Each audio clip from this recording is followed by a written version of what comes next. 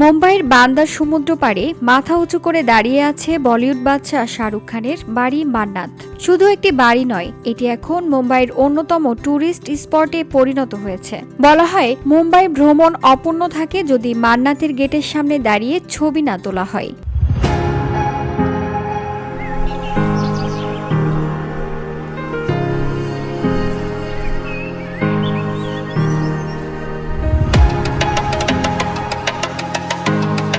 2001 সালে প্রায় 13 কোটি টাকায় বাংলোটি কিনেছিলেন শাহরুখ।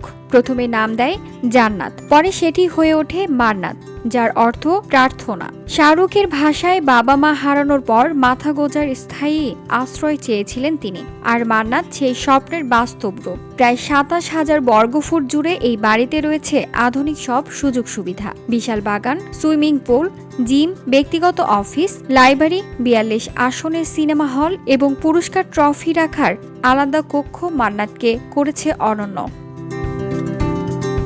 এখন মান্নাত বিক্রি হলে সহজেই 200 কোটি টাকার বেশি পাওয়া যাবে। তবে শাহরুখ স্পষ্ট জানিয়ে দিয়েছেন, মান্নাত তার জীবনের অবিচ্ছেদ্য অংশ, কখনোই এটি বিক্রি করবেন না। এটি বর্তমানে গ্রেড 3 হেরিটেজ সম্পত্তি। মূল কাঠামো অক্ষুণ্ণ রেখেই শাহরুখ যুক্ত করেছেন 6 তলা একটি অ্যানেক্স। ঐতিহ্য ও আধুনিকতার এই মিশ্রণেই মান্নাত আজ বলিউডের সবচেয়ে আইকনিক বাড়িগুলোর একটি।